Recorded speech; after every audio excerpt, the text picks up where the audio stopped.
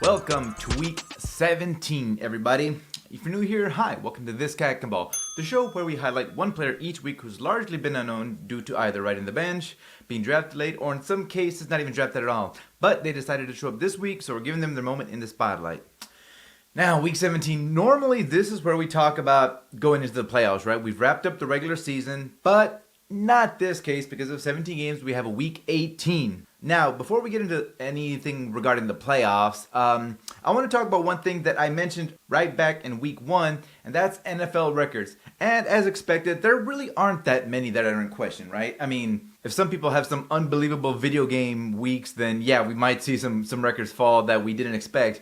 But there are really only about 3 that are in striking distance. The first person that I think most people are thinking about when it comes to like setting new records is Cooper Kupp, the Rams, just like star receiver. This guy he's leading the league, and literally he's got the triple crown in receiving right now, in receptions, receiving yards, and receiving touchdowns. But the 2 that he can possibly break are going to be receptions and yardage. The yardage one is great because he's short by about 120 some yards, which means he's going to have one hell of a game. He has a pretty good shot, and I think he needs to catch 12 passes to eclipse that mark. They're both doable considering, like, if you've had him on your fantasy team, you were sitting pretty all season. He's been just kicking ass all year. But yeah, he's going to need to put up one hell of a week 18 to get those records. It is possible. Coincidentally, one of the records that he's going for yardage, that's an old Calvin Johnson record that stood for 8-10 years, around there. I don't know. But the quarterback that helped him is the quarterback that's going to be helping Cooper Kupp,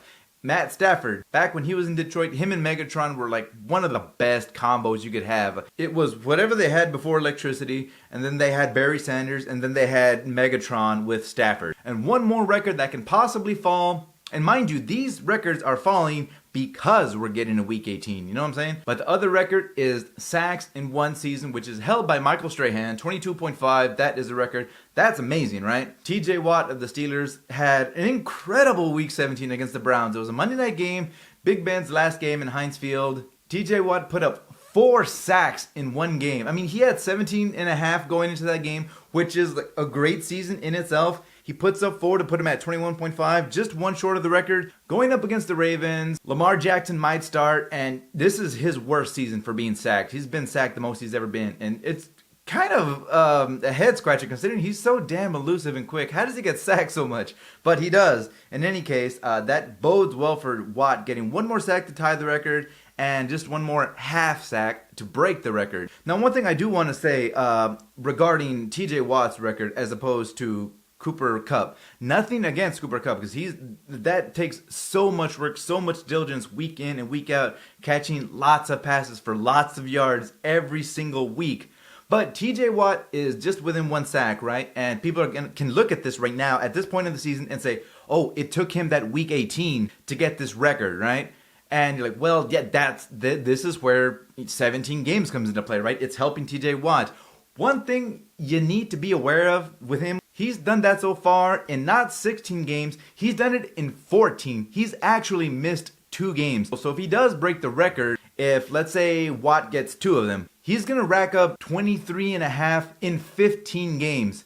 To me, it's setting a whole new precedent. I don't want to say an asterisk because, you know, those are like, you know, like Barry Bonds, Tom Brady, Bill Belichick kind of things, right? But you got to say, like, wait a minute, yeah, he broke the record. He did it in less time. Like when OJ first got to 2,000 yards, he did it in a 14-game season. When Dick Lane set the interception record for 14 interceptions in one season, he did it in a 12-game season. These are some of the things I think that should be mentioned when it comes to the records. Not only was it the length of the season, it's how many games it took that player to get them done. But enough about records. Let's talk about the playoffs, where most things are locked up right now. It's funny because I look at the standings and I see, you know, 13-3. I see 9-7. I see 10-6. I'm used to that being it, right? That's how the season wraps up. But now I'm just like, well, okay, I might have to get used to the idea of a 14-3 or a 10-7 record, which is fine. Now, most teams are already locked up. There are 2 more spots left in the AFC. It's looking like it could be the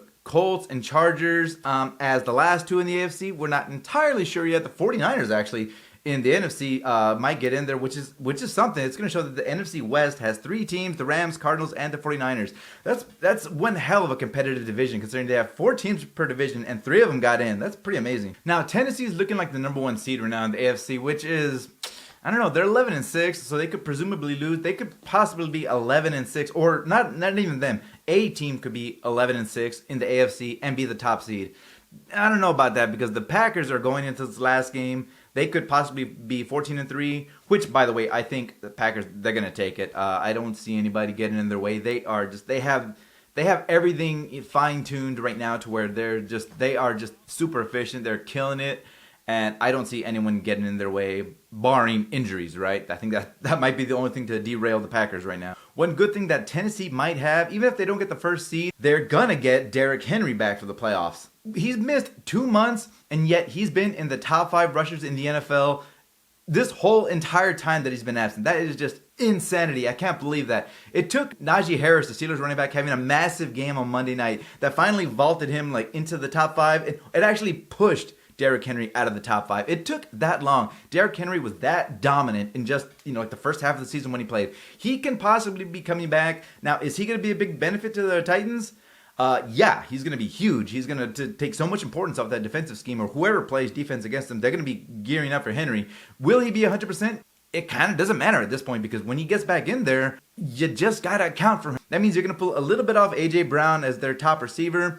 And you never know, Titans could go farther than expected. And almost all the divisions are wrapped up. We have almost every division champ. 6 of the 8 divisions have already crowned their champions. One of the divisions that isn't wrapped up, the AFC East, right now is between the Bills and the Patriots. It's a little bothersome for me because I've kind of been on the Bills' case all season. If you've been following me all year, I've been talking about how, Josh Allen and this vaunted Bills team is supposed to be so damn good. And they are pretty good. They're not living up to the hype in my book.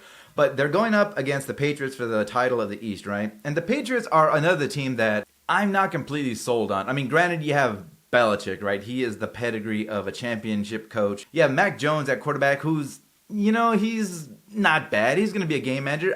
But then again, that's kind of how Brady started. Either way, I think right now the NFC is just too competitive. Granted, the AFC, you can never count out Patrick Mahomes and the Chiefs, right? They are champions. They know what it takes to get there. They've been there 2 years in a row. They've been in 3 straight AFC championships. So they already have the pedigree as a young team, too. I mean, you look at Travis Kelce, Tyreek Hill, and Patrick Mahomes. These are young guys. They're like smack dab in the middle of their prime. But going back to the Patriots, this is going to segue into the cat that proved this week he can ball. He's a New England Patriots receiver, and he's another one of these guys that was undrafted.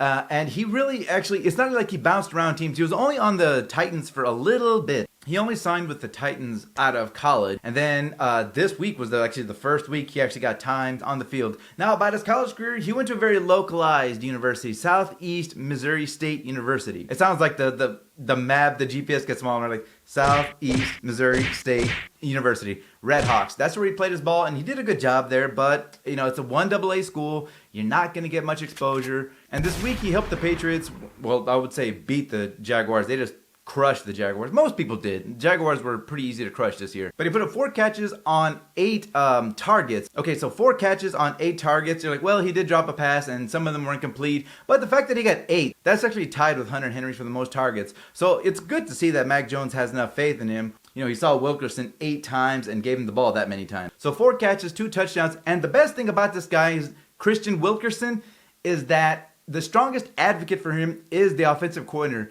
I spoke in the past about players that they were literally walking into the huddle off the sidelines, already fully dressed in their team's uniform, and even on the field, people didn't know who he was. The best thing for Kristian is that his offensive coordinator, Josh McDaniels, who is a great offensive coordinator, he has a pretty good history already in the NFL.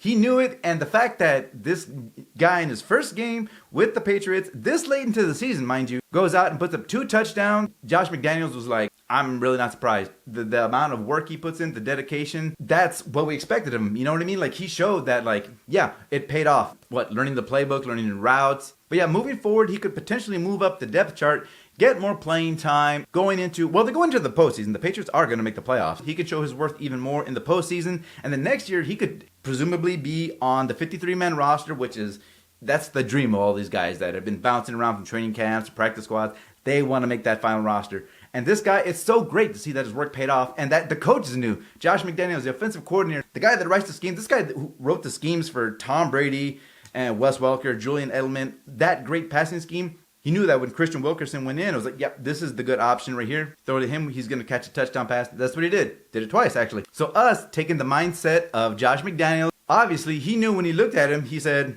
this cat can ball, man. So I really hope you liked the show this week, folks. If you do, make sure to hit like, comment, subscribe. Let me know some things you like, some things you didn't like, some suggestions. Comments are always great. The interaction is great for the algorithm. It helps me tweak the show, make it better. This show comes out on a weekly basis, but in the event you do forget, if you click the bell, it will notify you when it comes out. Next week will be week 18, the last week of the regular season. But yeah, just one more time, like, comment, subscribe. I am Omar, and I will see you guys next week.